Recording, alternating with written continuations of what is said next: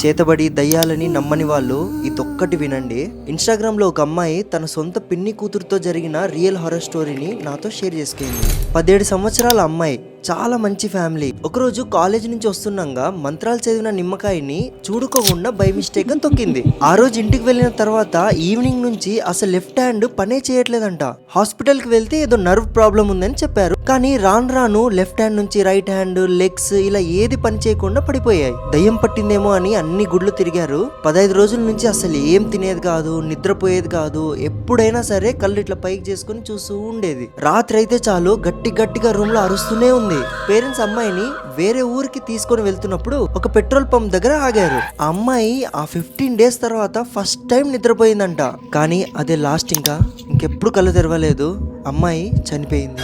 అసలు ఎవరు ఇలా చేశారని పేరెంట్స్ చాలా వెతికిన తర్వాత ఆ నిమ్మకాయ బ్లాక్ మ్యాజిక్ వేరే ఎవరి కోసమో చేస్తే ఈ అమ్మాయి వెళ్ళి